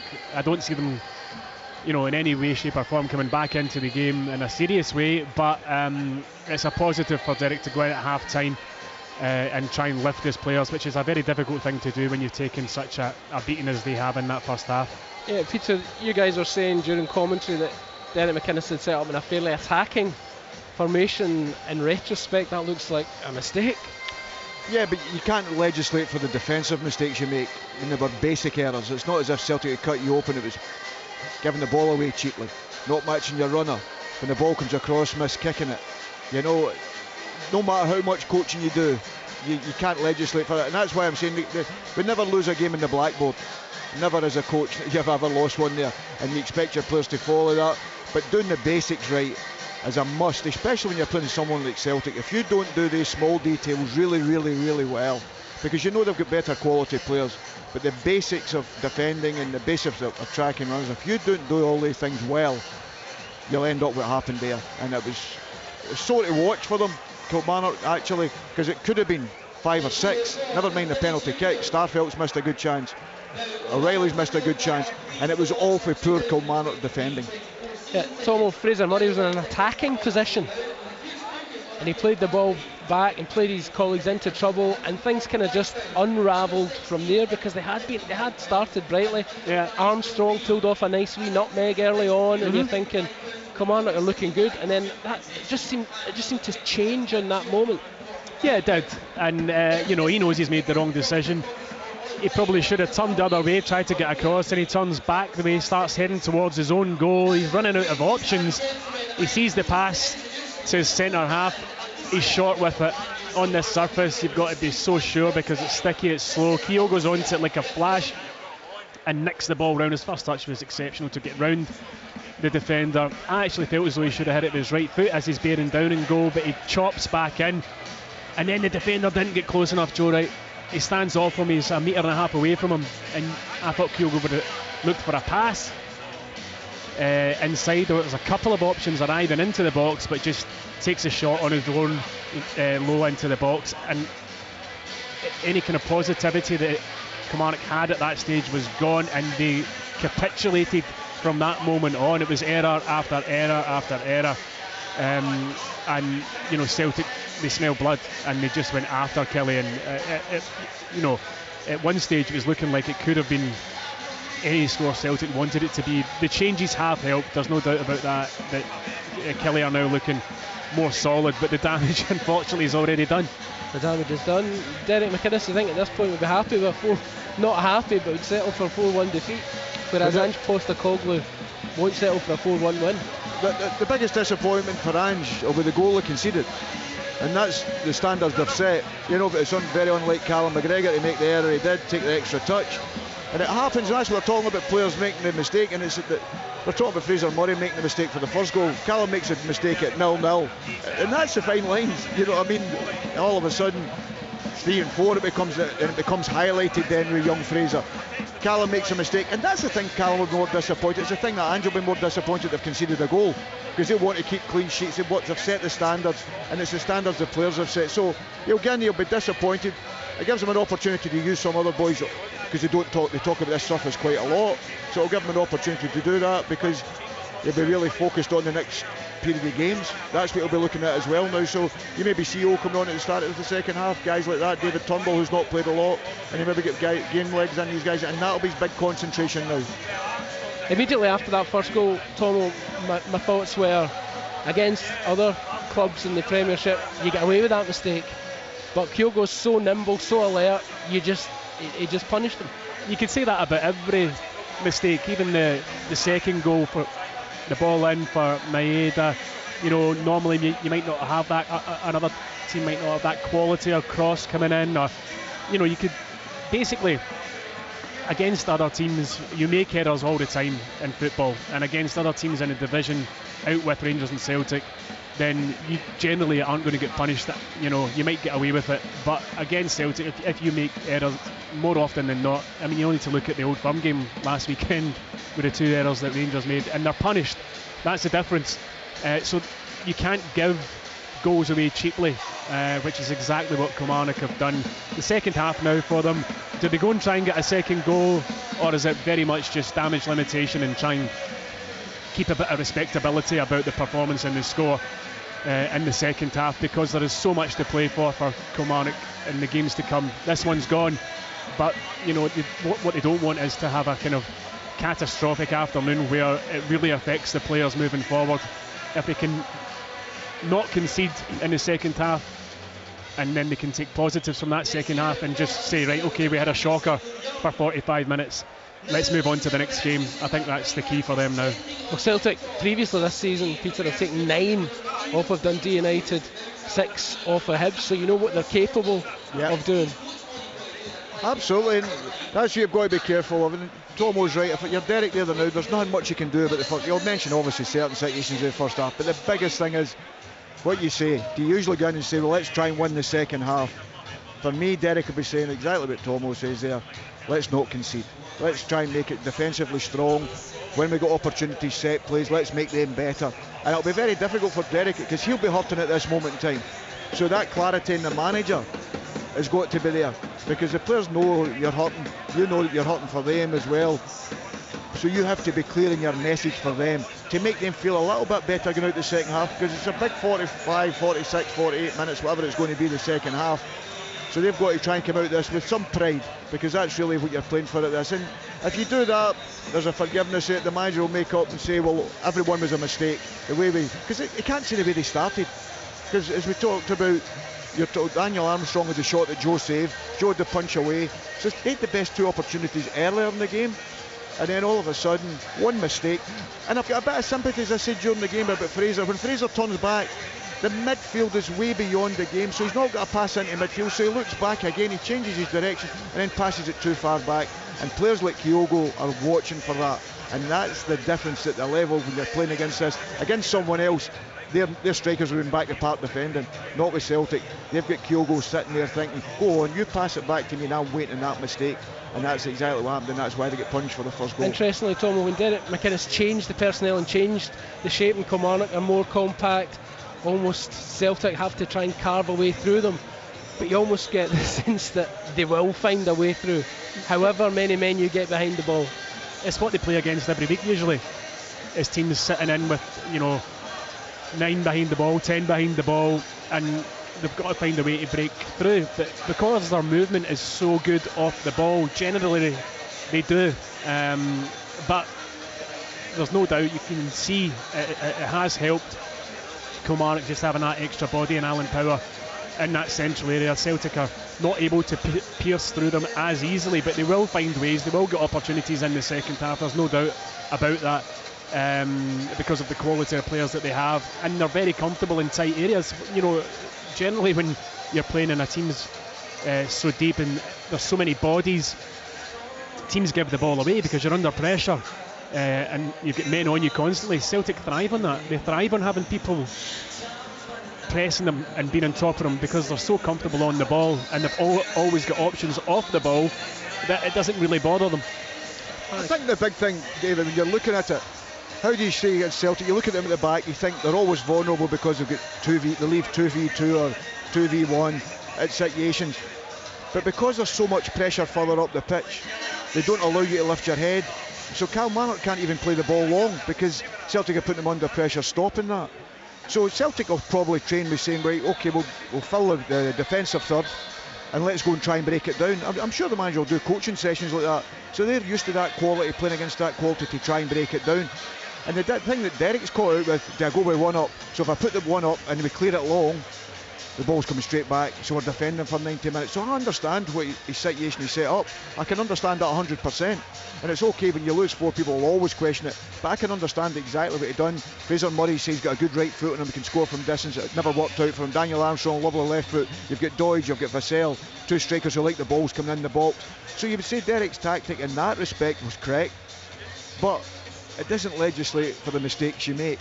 And if you, as we say, we came back to that, all that preparation goes out the window because of the mistakes of the individual. And the keeper's not had a save. I think he's had 1 save. Walker's had 1 save and he's picked the ball out of the net about 4 times. And he's had 1 save tonight.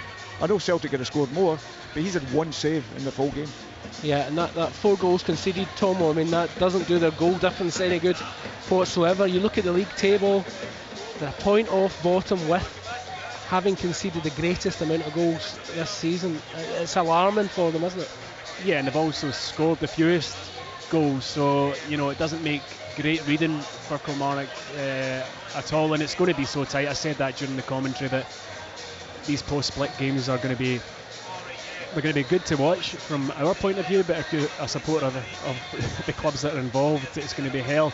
I think it'll go down to the wire, I really do. I think we'll be looking at last day games to see who survives and who goes into the playoffs, but you know, Kilmarnock, they know today was always going to be a very difficult ask to get anything from Celtic, and the games that are coming up after that now take extreme importance, and they've got to find a way of forgetting about that first half performance. They've got an opportunity here in the second half to bring a bit of respectability back to the overall performance and try and see out this second half without conceding. However, as we know, Celtic are so relentless, they'll not be happy with 4-1. They're going to want 5 and 6, so it'll be interesting to see how this second half unfolds.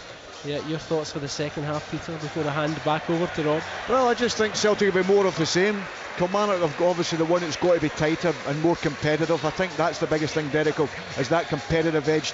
Defenders getting tighter to strikers if possible, stop the shots getting away, stop the crosses getting in, all the basics. And I think Celtic are going to make that change with O as well. So he'll be looking to score, he'll be desperate to improve and impress Jurgen Klinsmann. Yes, indeed. Thanks very much, Peter. I can see just about to come on for the second half, Rob. So Jurgen Klinsmann hasn't wasted his trip to Ayrshire after all. And Kyogo's going to be punished for missing that penalty. Off he goes. It's not going to be number 30 for him in this game. Only a matter of time before he hits that milestone. I'll be disappointed though that he didn't do it with a chance from the penalty spot. And he is replaced at half-time, as we suspected, by the Korean international striker as the second half gets underway. So Jurgen Klinsmann's going to get plenty of time to have a look at one of his strikers in the Korean national squad. There is breaking news that Callum Davidson and St Johnstone have parted company. So more detail on that to come later. But it is the end for Callum Davidson, it seems, as St Johnstone manager, Tomo. Yeah, I really feel for Callum. He's seen such highs and such lows in his time with St Johnstone. He'll forever be remembered as a club legend for what he achieved in winning those 2 cups. Gives you a lot of credit in the bank, that, doesn't it? It does, and last season they narrowly escaped relegation, and this season they've kind of been dragged back in. I'm surprised, if I'm being honest. I really am. I'm surprised that Callum and St Johnstone have come to that agreement to part ways. Here, Kilmarnock 1, Celtic 4, a minute after the restart. Haksabanovic winning the ball on the right hand side back to Johnston, fired forward for O'Reilly. There's not going to be goal number 30 for Kyogo, but there might be a hat-trick here for Matt O'Reilly if another chance comes his way. 2 pretty tasty left-footers first half. The first one just passed in from close range, second one further out and on that left foot, but struck with real venom, and it flashed past Walker. People were saying he was having a quiet season. Yeah. You know, his assists, I think he's a top in the division. You know, and he's got a goal, and he's got a wonderful left foot. But I mean, the standards he set last season, he was always going to have a wee drop there because he's played a hell of a lot of games in different positions. Yeah, that's him doubled his goals total for the season. But as you say, plenty of assists to go alongside that, so he's involved in lots of goals. Armstrong looking to start the second half the way he started the first. He was very lively, and he chips a ball forward, looking for the run of Vassell. Just a little bit too much on it, but the idea was good. The thumbs up from the striker for that ball through from Armstrong. Can Kilmarnock have attacking threat and menace in the second half, and can they couple that with a more solid defensive showing? They now do have power alongside Donnelly right in the middle of the midfield, which certainly helps. They've got Dorset as well to try and give them a little bit more defensively, but it's all too little and too late in terms of scoreline, because the game was long gone by the time Derek McInnes made those changes. Taylor with a long diagonal out wide right for Haksabanovic. Lovely ball, well collected. Dorset putting some pressure on, close to the corner flag. Good challenge, no free kick, despite the fact that Haksabanovic ended up on the artificial surface. The ball fed back towards McGregor. Callum McGregor makes mistake, shocker, in the first half. The words that you're not convinced you'll ever utter. Now Taylor, left-hand side of the box, Maida. Kilmarnock getting closer around him, and the ball goes back to Iwata, fired forward, and it ends up at the feet of Taylor, fed inside towards Tomoki Iwata. The ball goes out for a throw-in for Celtic, wending their way down the left-hand side and wondering when the next chance is going to pop up to add to this 4-1 advantage. A little nudge by Maida on Taylor when the ball was in the air. Celtic fans behind Sam Walker's goal didn't rate the decision, but it was a pretty clear free kick. 4-1 BBC Radio Scotland, and 4 minutes into the second half. Well, the game's just trying to settle down again, but you see how difficult it is for the defenders, because midfielders are up playing against them, are running by them, and it drags them out of position, which leaves spaces and holes right through the Kelly defence. And I think Ash Taylor's got to take a wee bit more responsibility and bring his fullbacks a little bit closer to him and play inside instead of being outside, because the gaps are too big and it allows Celtic to run between them too often. They're getting in about late first half, early second half. Kilmarnock, they're getting closer to Celtic. They're putting more energy into the game. They're taking up better positions, giving Celtic less time on the ball, but it kind of almost makes how the game started even worse that they're doing that now, and they couldn't do it early on when Celtic were taking them to pieces.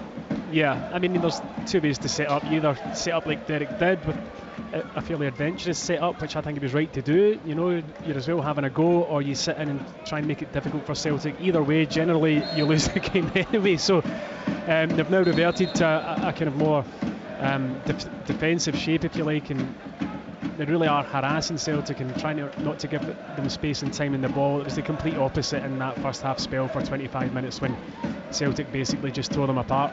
What you can't forget, of course, and I think we have stressed it in the course of the game as well, we've been talking a lot about Kilmarnock's inadequacies, but Celtic have been very, very good, as they've been all season long, to be honest, and they have been, well, maybe not entirely clinical because they've had more chances, but they've scored 4 goals, could have been 5, 6, 7 in that first half, and you wouldn't bet against them, or you'd be very surprised if they didn't add to this 4-1 advantage in the course of the second half. In comes a cross ball from Matt O'Reilly. Kilmarnock react better and get the ball away. As you said, that's the biggest thing, Rob. The standards that we keep talking about, the players are trying to set for themselves and their teammates. But Derek, you can see what Derek's trying to get for his players. He wants them to get more competitive. I can only think that's the only thing he'd have said in the first half. If we can't compete, it as well not putting your jersey on, because that's the thing you have to do, and then everything else will take care of itself. You have to make the opposition difficult for them to play, because you know they're better players than you, and they never got that in the first half. Vassell was probably the only player in the first half you thought, he gave them an out ball, tried to run with the ball, got his job done, but then he had no support, and it's difficult when you're losing that amount of goals. I understand it 100%, and it's not the way they set up, but it's the way they ended up playing. There's no getting away from that. And the problem is that Sam Walker couldn't have done any better either, the goalkeeper. Sometimes when there's a heavy scoreline like this, you can point the finger at the goalkeeper once or twice, but certainly not. And even the penalty, he was well beaten, which came back off the post, so it's not as if he could have performed any heroics. He'd one save, Rob, in the first half. He lost 4 goals, obviously, but he'd one save. Yeah. The ball is with Greg Taylor. Left half of the pitch, clips it to the edge of the area where Joe Wright heads the ball away, getting there first, which he wasn't really doing in the first part of the game. He got there before O to head the ball away. O replacing Kyogo at half-time, who scored his 29th goal of the campaign but missed the chance for number 30 from the spot. Maida loses possession close to the byline. Again, not a phrase that's a regular. Cleared by Armstrong, collected by Starfelt, and on the halfway line McGregor is there alongside him, out towards Haksabanovic, and immediately he goes back. Johnston goes forward ahead of him, and it was Alistair Johnson who set up Maida for goal number 2 of the afternoon, and it was very early in the process as well. The ball played in behind Lewis Mayo. He's in trouble against Dyson Maida, and he goes down and he gets the benefit of the free kick, and the Celtic fans behind that goal were thinking otherwise. Well, I would agree with him. I think he was lucky there. I think Maeda's pace causing him all sorts of problems. Both players shoulder to shoulder, and Mayo goes down. I don't think it was a foul, personally. I think what he's done really well is he knows Maeda's going by him, and he's sort of lent in front of him. Maida can't get round him, obviously, and it looks like a free kick. You've seen them given, so you'll give them benefit of the doubt, I'm sure. Maybe the referee's feeling a bit of sympathy as well. Yeah, that sympathy vote was the phrase that was in my mind there, to be honest, Peter. And the managers, Ange Postecoglou and Derek McInnes, were having an exchange of views down below us about it as well. You can only imagine what the bubbles would be above those two heads as they discussed that little incident. All fairly immaterial, though, with the scoreline the way it is. 4-1 Celtic on the BBC. Kobayashi to Maida. Just underneath us, left-hand side, angles a ball in. David Watson is there, barely mentioned him in the game, but he lofts a decent ball forward for Kyle Vassell to chase and get there, and he looks to spin away, but good defending from Carl Starfelt. Waited his moment, give it to Alistair Johnston, then he had to hurry, and further on in the move, free kick goes against Matt O'Reilly for his challenge on Alan Power. But at least Kilmarnock are getting close to Celtic now. They're putting in challenges, they're being aggressive. All the things, the attributes that they didn't show in that first 30 minutes. Yeah, you can't rewind the tape. All you can do is try to be better as the game goes on, and they certainly have been better, much more competitive, combative, and they've got a free kick here, and if Dan Armstrong puts it into a good area, they might have an opportunity. And it comes from the set piece. Well, there was an opportunity, because coming into the box was Joe Wright, about maybe 10 yards out. He looked a header wide of target in the end. That was half a chance. I thought he was going to do better. There's two of them, there's two Kilmarnock players that's going up for it. I think it was him and Ash Taylor. You know, and as we said, set plays is going to be a big thing for them. You get a goal, it becomes 4-2. Slight difference on it again. You know what I mean? And it gives you a little bit of hope. But at this moment in time, they're hanging in there. And to be fair to them, Power's come on and he's trying to get a wee bit closer to Callum McGregor. you know, which is difficult because Callum is that clever, he just moves out of position and drags you about the pitch. But they're trying to be competitive. We spoke about that at half time, saying that's probably the biggest thing that Derek would be asking them for. Kilmarnock 1, Celtic 4, 10 minutes into the second half here at Rugby Park. Chambers for Kilmarnock on the far side, the left. Had it, lost it. O'Reilly plays a pass towards Haksabanovic against Dorset.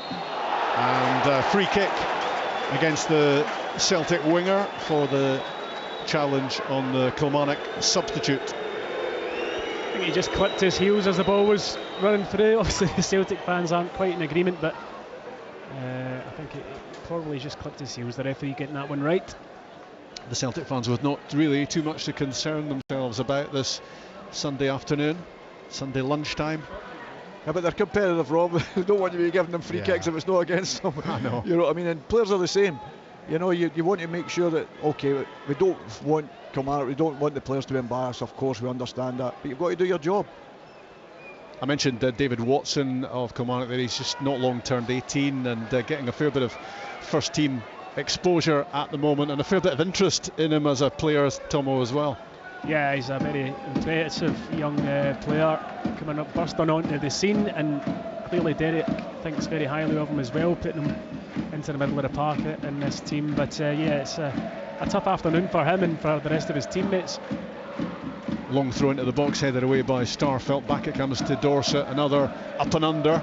Ash Taylor nods a ball towards the 6-yard box, but too close towards Joe Hart. He was able to come and collect before Kilmarnock could think about getting a second contact on that.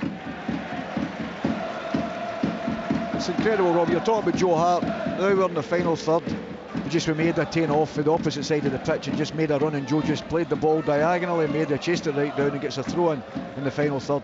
And they're the small details that people don't really talk about. They talk about, as I say, how good they are, but their work ethic, Maeda, is incredible. Celtic playing towards that end, which is packed out with Celtic supporters. A Taylor throw towards O'Reilly on the byline, just a little bit too much altitude on it for the Celtic midfielder to be able to do anything with the header other than just flick it behind for a Kilmarnock goal kick. Sam Walker to take this, beaten 4 times first half, and no fault to be laid at his door at all. Plenty in terms of the players in front of him, but not him. His goal kick is flicked on by Vassell. Armstrong's after it. Starfelt heads it away. Iwata to McGregor, and now Taylor will pass the ball back to Joe Hart, just to keep the Celtic goalkeeper involved. Then out to Starfelt, who looked to paddle it around the corner, and maybe fortunate that the pass found Haksabanovic, who is racing down the right hand side. Across comes Joe Wright to head the ball out of play. Kilmarnock are going to stay where they were in the Premiership, and that is second bottom. Goal difference taking a hit. They'll stay on 28 points, which is where Dundee United are off the back of their win yesterday, and a point better than Ross County, who lost on Friday night. Weekend wins for Aberdeen, Hibs, Livingston, Dundee United, Rangers, and I think we can probably safely say Celtic. And on the back of this, there will be only 2 wins away from back-to-back titles. That moment, Tomo, is getting very close, isn't it? Yeah, it is. I mean, I think we've all known it's coming for a long, long time. They've just been such a force this season, and obviously the recent Old Firm game just about concluded it. But yeah, they deserve it. They've been relentless and they've been very, very impressive this season. McGregor to Haksabanovic, right hand side for Celtic, heads in field. Dorset gets a foot in. Watson tries to challenge as well, but he still has it. Sead Haksabanovic, strong on the ball, lots of ability about him. As Celtic work the ball around Iwata to Johnston, but it's very noticeable how much more competitive Kilmarnock are. And well, they had to be, otherwise the scoreline was going to get seriously embarrassing. Again, it's Iwata right in the middle of the pitch. He really has added to Celtic's midfield choices. Quality player down the line from Mayo for Kilmarnock to the goal scorer for them, Donnelly, who gets clattered into, and David Dickinson gives the free kick.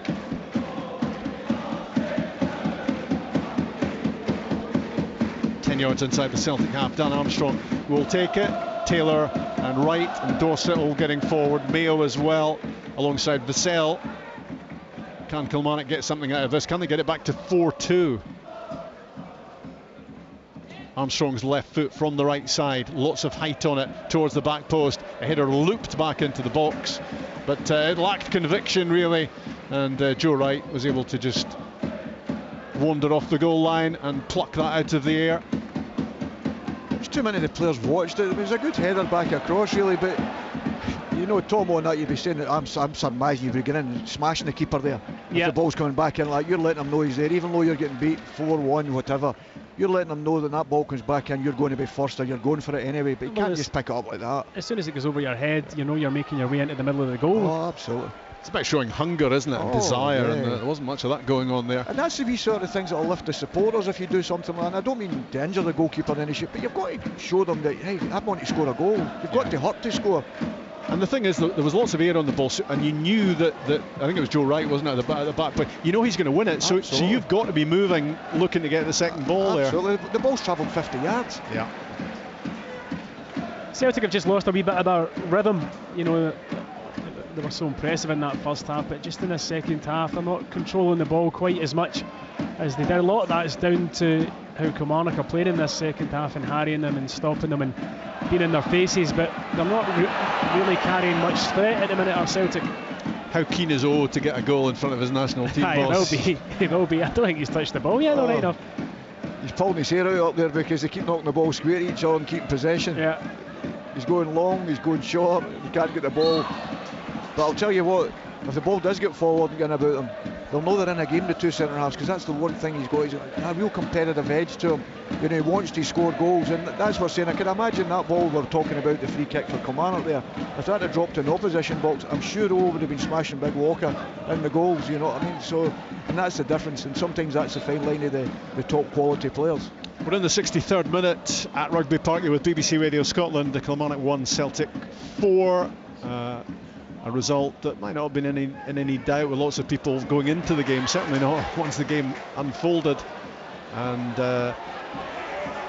it could have been a whole lot more. It might still be a whole lot more. Power on the ball for the home team. Alongside him, Lewis Mayo moves down the touchline, tries to get away from Maida. There he is, backtracking again and winning the ball and working hard, but Kilmarnock are much more in this than they were. Power's made a difference for them, wearing the captain's armband as well. They're snapping at the challenges now, which wasn't happening at all in the first half hour of the game. Dave Watson flying into a challenge as well and forcing the ball out of play.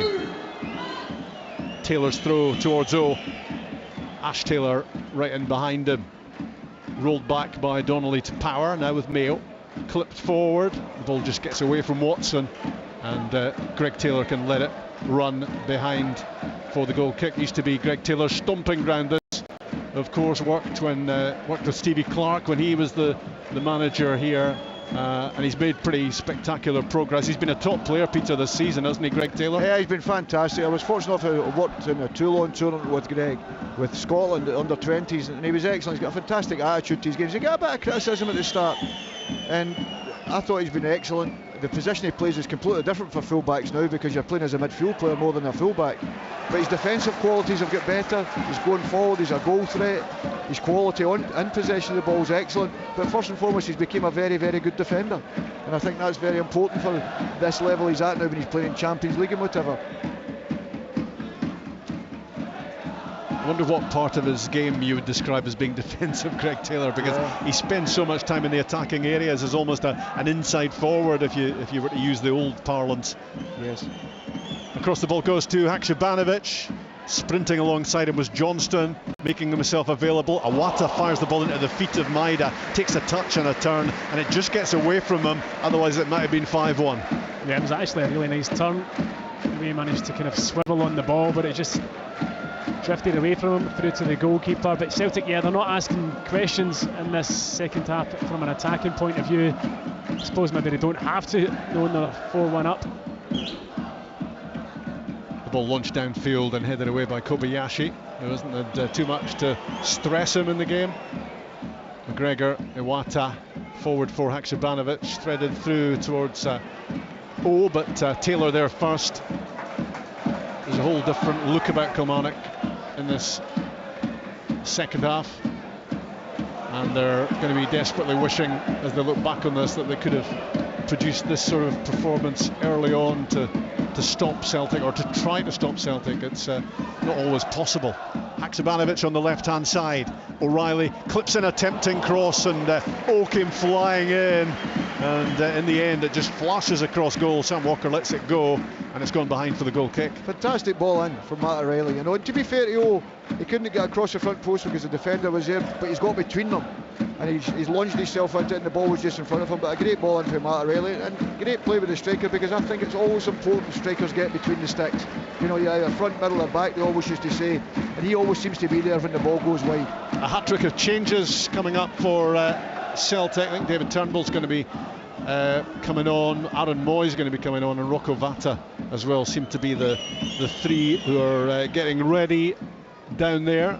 So we're at 66, 67 minutes, and Ange Postecoglou is about to add to the change he made at half-time. Armstrong's cross for Kilmarnock from the right-hand side. A stretch from Kobayashi to get his head to it, but he did, to divert it away. It's gone behind for a corner kick on the other side.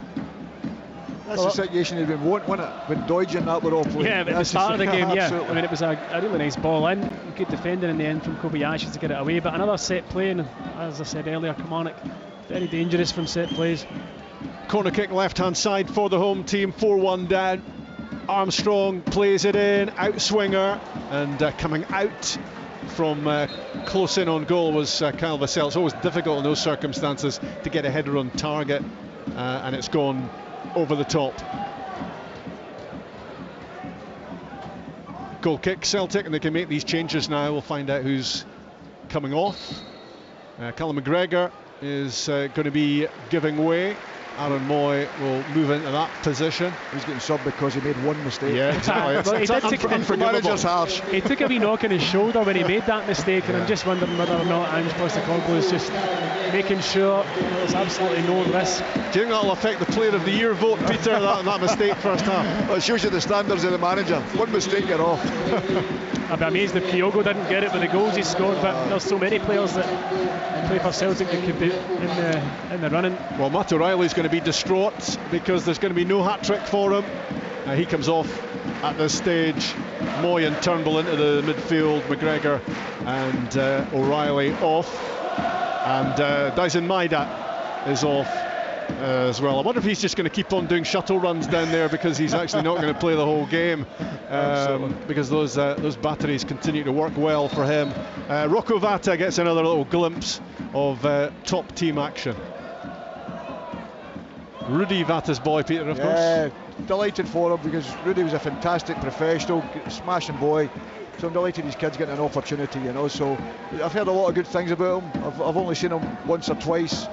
He's impressive. It's just a matter of getting into this squad of players. That's the difficulty.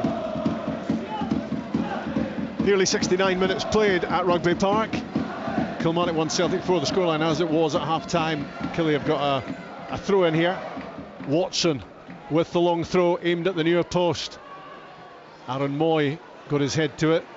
The ball looping out towards the edge of the area. Power there. Watson tries to get beyond Taylor. No joy. Greg Taylor knocks the ball up towards Vata. Kilmarnock win it. Donnelly to Watson. Now Power off the bench and wearing the armband. Right hand side linking with Armstrong. Behind him Lewis Mayo. Spins away, plays it back for Power. Good passing and movement from Kilmarnock, but they do make some progress down the line at least. But Moy in the end plays the ball out of Power, and Celtic have the goal kick. Joe Hart has had quieter games probably, but not much. No, and as you say, I think the interesting thing now, Haksabanovic has come out here. I think he's a big threat on this side of the pitch. And especially if he's going to be playing against Ash Taylor, I think that's what they've got to be careful now, because the middle at front they've competed again, but I still think at the back they're so vulnerable with one ball. You see the centre halves going in, or they're 1v1. You've still got to be making sure you keep the back door People say the best. Oh, claim for a penalty. It was Armstrong's shot. It was blocked by Kobayashi. He went to ground, and Kilmarnock's suspicion there was that the ball got trapped under his arm on the ground, and they were screaming for a penalty. Well, you would scream for a penalty when you're 4-1 down. VAR will have a look. Yeah, they'll be looking at it. I personally felt as though it hit his ricochet in between his legs, like his thighs. That's enough detail, Tomo, thanks. Yeah, I'm sure VAR will take a look at it, and Kilmarnock are certainly making their protest clear to David Dickinson. Well, he hasn't got a goal in front of his national team coach, but he has got a yellow card, though.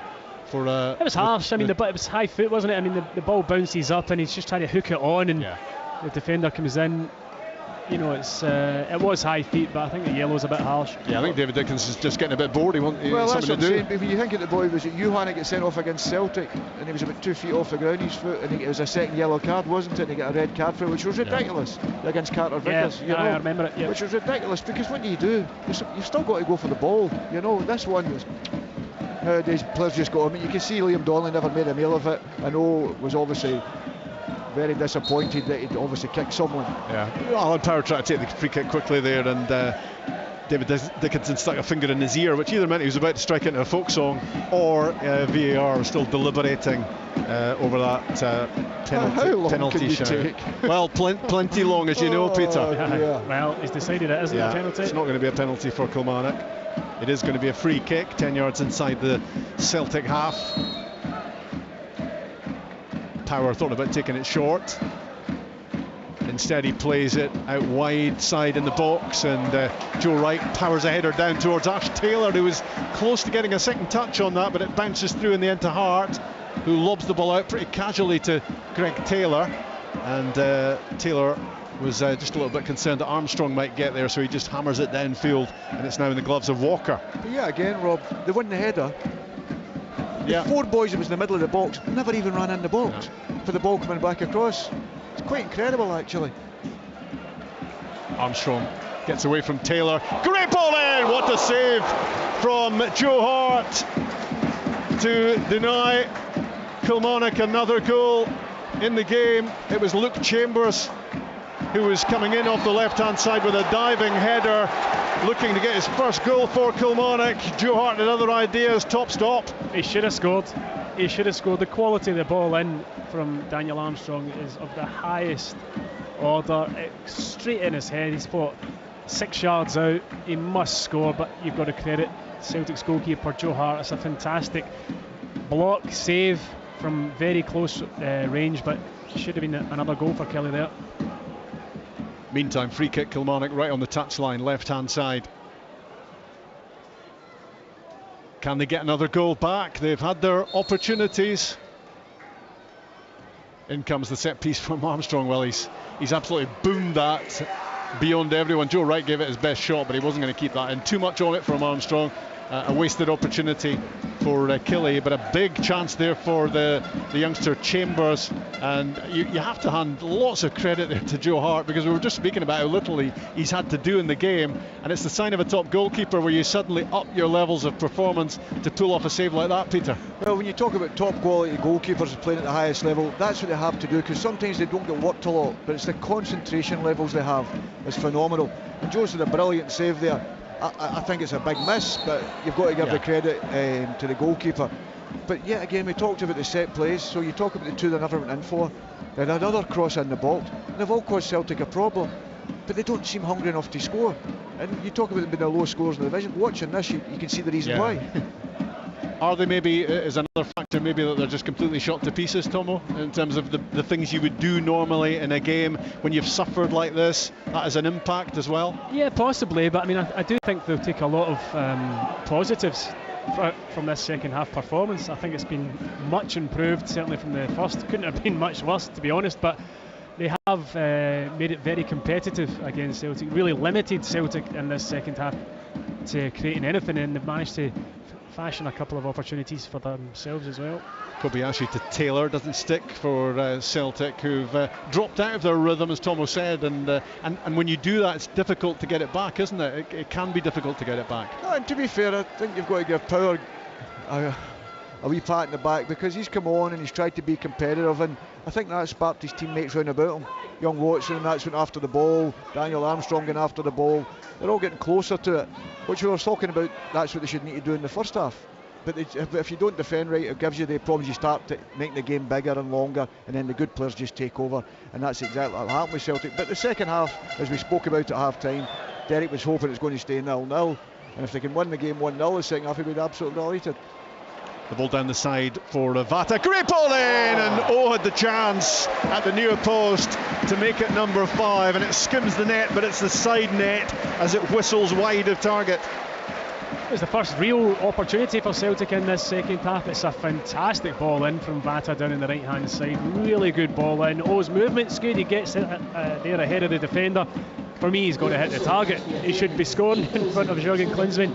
He puts it into the side netting. But yeah, Celtic's first big opening of the second half. Great run again. He's probably just taken himself a little bit. You'll know better than me, Tom, but just by the front post, because he's got great contact on it.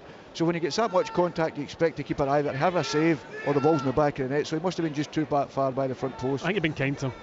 I thought, Peter, we were going to get an insight into your goal-scoring prowess there for a moment. I've said nothing. But means we're off a distance because there's never in the box. But it was a big chance for Owen. You were looking for the ball in the back of the net rather than behind the goal. It was a big opportunity, and just the first glimpse of what Rocco Vata can do, and he didn't hang about, and he whipped a great ball in, and it was asking to be put in the back of the net. I think that's an artist's route of the game. When wingers go by them now and putting the delivery in. Tom will tell you, has been a striker. There was nothing better. Early crosses coming in. Early ball, earlier the better. Absolutely. Taylor into the middle for Celtic. Joe Wright dealing with it, and back out on the right hand side. Armstrong plays it forward, looking for Vassell. Starfelt first there, then Greg Taylor, and back to Yuki Kobayashi. I think a lot of Starfelt's work goes unnoticed. He's very competitive, he wins his headers, he makes it difficult for the strikers he's playing against. Here's Aaron Moy popping up left side of the box, tries to play it in on the half volley, blocked by Donnelly, and it goes behind for the corner kick. Any hope that Kilmarnock have of Celtic easing off? No, they haven't been as effective second half, obviously, but they are not switching off. They can lift it at any point, they can switch up a gear, and they can add to this 4-1 advantage. Kilmarnock have to be wary. Turnbull plays in the corner kick, a couple of deflections on the cross, finally cleared by Mayo, and all the way out for a throw-in on the right hand side. Vata collects the ball, but he's going to leave it to Johnston to take the throw, and he gets it straight back. Turnbull, eager to make an impression with his time off the bench. Back to Kobayashi, and he steps forward, and Armstrong tries to engage. The ball played in centrally, and Donnelly did really well defensively to get his boot wrapped around it and get it clear. Fired forward again towards Turnbull. Again, Liam Donnelly does good work,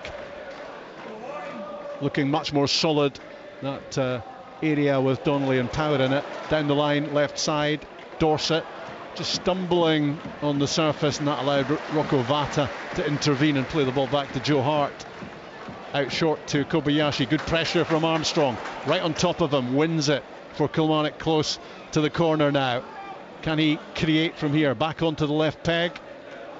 Power in support, and Mayo's pass goes to Alan Power. Clipped towards the byline for Armstrong, in on the half volley, but the ball had gone behind. It's going to be a goal kick. Disappointing end there for Kilmarnock, because it was a promising little build-up. Yeah, I thought Daniel, when he got the first opportunities, we talked about it earlier, put it in. Yeah, put it in, because as soon as you cut back, all your strikers are getting in the box, or your midfield support getting in the box. Put it in there and let them find it, because you've done your job. You've got that opportunity to cross, and that's what you're looking for. And he done that, and then taking that extra touch, and too many short passes, and then they run out of the field then, obviously. Johnston back to Starfelt. Vassell hunting it down as Celtic work it along the back. Joe Hart on his left foot fires it up to chested down by the Korean. He's got Joe Wright at close quarters, but he gets away a really good pass to Moy, who's being held by Donnelly, but still lofts it forward. And Iwata chasing, collects, he's just inside the box, competing alongside Rocco Vata. Good ball fired in, cleared by Dorset. The youngster Rocco Vata tries again, lovely bit of play, lifts it to the back post, and it's headed away by Ash Taylor. Down went and the Celtic fans behind that goal were looking for a penalty. I don't think they were going to get it though. It was just powerful and strong from Ash Taylor defensively there. Well, they'll be taking a look at it, but yeah, I mean, I felt as though he defended the situation well. Whether or not there's hands on the back and a push, I don't know, but no, it's been quickly decided that there hasn't been. He's on the wrong side of him, Tom, wasn't he? Defensively, if the ball's down, that's it. Surely the centre back's got to be the opposite side. I would agree, yeah. Corner kick, left hand side. Haksabanovic plays it in. Johnston flicks it near post, and it's heading behind on the other side for a Kilmarnock goal kick. Well, they've got to 80 minutes, the home team, without that scoreline getting any worse for them, and you wouldn't have had high hopes for that in the first half, but they've been a whole lot better second half, and they will take a lot of encouragement. You can see how they've been much more satisfied with themselves second half, Peter, at the way or Tomo, at the way they've performed. Aye, 100%. I mean, you know, when in that spell in the first half when they missed the penalty, it could have been 5. You're thinking, you know, you're almost feeling a wee bit sorry for them. In the fact, you're thinking to yourself, this could end up 8-9, you know, 8-9-0, and it's going to be an absolute doing. But you've got to give Kilmarnock the credit for the way that they've changed their shape and the way they've made it competitive in this second half, and managed to create a few things themselves. Aaron Moy ending up on his backside, having tried to play a pass in the midfield, and his feet just went completely from under him, but no damage done. But look who won the ball back. The opposite wide player, Haksabanovic, runs all the way back into the left back area, wins the ball back for someone else's mistake. The game opening out, and that could spell trouble for Kilmarnock. Moy making a lot of ground, plays it to Johnston. His cross is headed behind by Dorset. Corner kick coming up for Celtic. They could have had more there on what looked like a very promising counter-attack. And the corner kick is taken short, and Moy can clip the ball into the middle. What a chance for Carl Starfelt. 6 yards out, should have been 5-1. He heads it over the top. There's 2 big chances he's missed. We said one in the first half, he's missed one in the second half. And I don't know what South Korean is for swearing, but I'm sure that was squealing at Aaron Moy for not putting the early ball in. I think it was the first bit of the swear. Absolutely. Starfelt's got to score that. And he's got to score, yes. It's a free header 6 yards out. Was screaming at Moy for not putting the ball in. I know they get the corner from it, but he was standing right in the middle of his goals himself. He's so desperate to score. Derek McInnes will be disappointed with the actual corner itself, because they only put one man out, and Celtic took the short corner, and they were a 1-2, and they're straight through and goal. Jordan Jones and Brad Lyons are coming off the bench for Kilmarnock. David Watson, one of the players, coming off, and Luke Chambers as well, who could have scored second half. That diving header probably should have scored, but it was a great save from Joe Hart. So 2 youngsters off, and they get a nice ripple from the Kilmarnock fans around about us here. I think the fans are grateful for that their team have dug in here after a disastrous first half. And the 2 young boys deserve it. You know, they've worked hard, they've tried to do their jobs, what they've been asked, you know, and they've kept going. And listen, sometimes that shows you more the character the manager will be looking for. He knows he can depend on these kids, and great for them. Could be a chance here for Kilmarnock immediately after those changes. Jones, left side of the box, clips it in. Not sure if it took a deflection, but it's paddled around the post by Joe Hart for a Kilmarnock corner. So lively after that little change, and Kilmarnock may be optimistic here that they can get another goal back. It was positive play from Jones just on the pitch. Took it on his left foot, tries the shot, deflected wide. Here's the corner kick. Jones again arrowing it in towards the near post, cleared by and the break possibly on for Celtic, but Power gets across and gets to the ball before Rocco Vata. Back it goes to Walker, and the goalkeeper plays it up towards Jones. Rob, small detail, watch Celtic there. They cleared the ball for a corner, and their back 4 were at the halfway line by the time the ball landed. Yeah. And that just shows you they've not gave up, been sloppy coming out. They run right up to the halfway line and left about 5 Kilmarnock players offside. Quite incredible. I like your small detail. Yeah, no, I mean, they are a fascinating watch, Celtic, and an impressive watch as well. Closing in on the title, just 2 more wins required. I mean, they're always going to be, from a long time ago, they were going to be champions again, but it's exciting for their fans when they close in on it, and they are closing in on it very quick. Turnbull squares the ball, and it's fizzed just wide of target by Tomoki Iwata. It's inches past the post, that. Yeah, I was surprised Turnbull never taken on, because he likes scoring from distance. He's got that quality, but to be fair, his layoff was perfect, and you expect Iwata to hit the target. But as you say, he's done well. He's a good player. He's done well again. He's always available for a pass, and as you say, it's difficult to play that because he'll probably want to play that deeper one, but Callum plays, and Callum's the best at it. I think he was player of the season, was he, in the J League? Yes, he was. Yes, he was. Yeah. Yes. Yeah, and you can see that about him. That nothing much phases him, and when he plays, he can push Callum McGregor, who's off now, of course, further forward. And well, you'd want two Callum McGregors ideally, wouldn't you? Absolutely. But you can tell he's always available. That's the secret of a good player. He always seems as if he's got time. Jordan Jones attacking and cleaned out by Alistair Johnston's challenge. Got there as quickly as he could, but he was well late, and he's yellow carded, and he's not surprised to see that card in his face. No complaints. Yeah, a pretty crude challenge there from Alistair Johnston. Jones just nicking it past him. You know, he's got the pace. Johnson a half a second late. Actually, I thought he caught him quite high up in his leg. I thought he'd slipped actually, because it seemed a weird tackle. He caught him and quite maybe high fortunate. Is that Ben Summers down there? I think so. Another teenager about to come off the bench for Celtic. Not much about him, Peter. No, I've just seen a couple of clips of him on the youth games, obviously, in the B team and whatever. And he seems decent enough. They've got a lot of good players, Celtic. Yeah. The biggest problem is, how do you get into this 25-man squad? That's the problem they're going to have, no matter what. And the answer is injuries at the moment, opening the way for them. Anyway, free kick Kilmarnock, left-hand side. What can they do from this? Armstrong and Jones over it. It's played in by Armstrong near post. Stooping to head it away was Iwata. And back in the centre circle, Brad Lyons can play it back out wide. Armstrong and Jones to combine. Plenty in the box if they can get it there. Jordan Jones shaping for the cross. Johnston blocks it in the end. It goes behind for a corner kick. And it's taken quickly and it's taken short. And it's back with Jones from Armstrong, and he tries the shot from an angle. Jordan Jones never too likely, and he's wishing now he'd maybe fired that in for a header instead. Celtic will make the change. It's going to be Sead Haksabanovic coming off, and it's going to be youngster Ben Summers coming on. No, his best game, Haksabanovic. You know, I have been, like Peter, impressed with him this season whenever he's had the opportunities to come into the team, but never really set it on fire but today. But you know what he done, Tomo? He kept his position, and it was strange because you're saying he's not allowing the fullback to go forward, because the fullback was scared to go forward then, and he just held his position and allowed everybody else to run off and whatever. And you don't know if that's a tactic probably the managers wanted to use, because I'm the same as you. I've been really impressed with him. But just playing his positional play was so important to some of the situations that arose.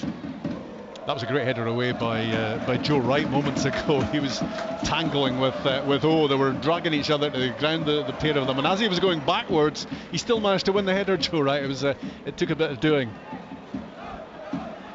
That's what you get captivated by when you're 89 minutes in and Celtic are cruising. There's not been a lot in this second half. It's been slim pickings in terms of goal-mouth action. Moy back to Kobayashi and into the middle. Iwata always available on the end of a pass alongside of Johnston. Well, one thing you can take, Derek can take from the centre half, they've shown spirit, they've competed. That's the one thing you can take from it. Celtic were streets ahead and could have won a lot more, but in the second half, the one thing you can take, and that's what you'll need going into this battle. That's one thing you'll need. 4 goals up early on, Celtic. Could have been 5 had Kyogo taken his chance with the penalty and failing to make it to 30 goals for the season. How does it feel, Tomo, when you just fail to get to 30 goals a season? I couldn't tell you. 30 goals in 3 seasons. That was a career count. Said the prolific goal-scoring midfielder. Back with Kobayashi for Celtic, heading towards stoppage time here.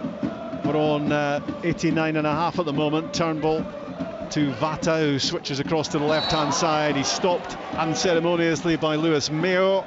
Down he goes, and Celtic will have a free kick, and Kilmarnock will introduce Bobby Wales off the bench to replace Danny Armstrong. Armstrong's been bright. You know, he's going to be Kilmarnock's player of the season for me. Yeah. He's been a shining light in a difficult season, and put in some dangerous balls again this afternoon. 3 minutes of stoppage time being added to the 90. This free kick is a couple of yards in from the touchline, just about in line with the edge of the penalty box, left hand side for Celtic. Turnbull flights it in. It's a great ball in. We were right behind it, angled in, and a Kilmarnock head managed to divert that away on the end of a good delivery. Iwata plays it across. Kobayashi to Moy, just navigating their way, Celtic, through the closing moments here. They need to chase nothing from very early on in the game. The outcome was startlingly obvious, and they certainly could have added to the goal count, but it really doesn't matter too much as they move on to 91 points for the season. Dorset defending on the end of a good ball forward from Johnston, and with his second touch he thumps it down in the direction of Kyle Vassell. Good work against Starfelt from Vassell, but he's on his own, so he's as well to take the shot on, which he does from an angle, and it was he couldn't have done much better with it other than score, because it looked as if it might have scraped the post on its way behind. Yeah, the disappointing thing for me, I was just praising Starfelt a minute ago, but as you learn as a centre back, when the ball's near and it's go to there to win it, go and win it, don't let it bounce. He's let it bounce, and to be fair to Vassell, he's fought him and turned him round, but he's given up an opportunity. There'll be moments that Carroll gets criticism for. When you talk about good defenders, they don't make the errors. For Celtic, it's going to be 91 points out of a possible 96. In comes across from Jordan Jones, and Vassell, who deserves a big pat on the back for his performance today, gets a glancing header and he just couldn't get over it enough, so it skims the top of the net rather than going under the crossbar. He's unlucky because he's at full stretch, and it's another good ball into the box. They have caused problems with their deliveries in this second half, and I think you're right, Vassell, again, and much like Armstrong, has been one of the most impressive performers. I think this afternoon, the way he's held the ball up, he's fought and scrapped for everything, and he's carried a goal threat as well. Jordan Jones in possession late on at Rugby Park, inside stoppage time, and it looks very much as if the half-time scoreline is going to be the full-time scoreline, and Kilmarnock will take some satisfaction from that, horrified as they are with their contribution to Celtic's start to the game, when they very quickly went from 0-0 to 4-0. Donnelly's goal back on half-time, and here we are close to the final whistle, and Turnbull on the ball, right side of the box, clever flick through, and Johnston came in and blasted a shot just a foot too high. Almost a grand finale for Celtic to yet another Premiership win. Yeah, you're right. I thought he should have hit the target. He struck it ever so well, but you'd expect him to hit the target from there. But what you said there a minute ago, Rob, about Celtic's start to the game, it was Kilmarnock's poor start to the game, really, more than Celtic's start to the game, and that was a disappointing thing for Derek. That's when the game was won and lost, as Celtic went for ahead in quick time here at Kilmarnock, and the home team made error after error, and Celtic were happy to punish them, and the punishment could have been even more severe at that stage. But certainly Kyogo scored his 29th of the season, missed a penalty, hit the post when it should have been that milestone 30 for him. Dyson Maida headed in a Johnston cross, as Celtic did pretty much as they pleased in that early stage of the game.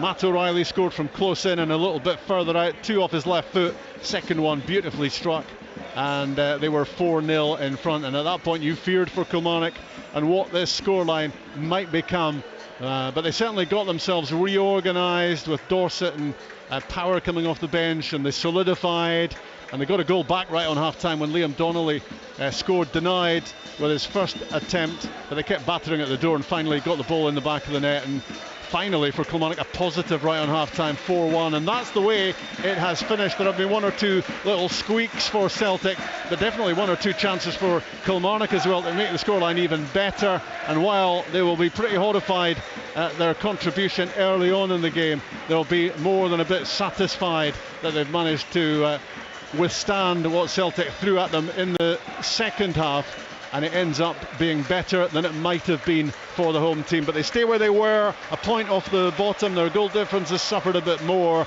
Celtic move a significant step closer to the title. Their goal difference improved. It's back to 12 points of a difference between themselves and Rangers. 2 more wins will give them the title. Again, they're 4 wins away from the treble. Final score at Rugby Park: Kilmarnock 1, Celtic 4. This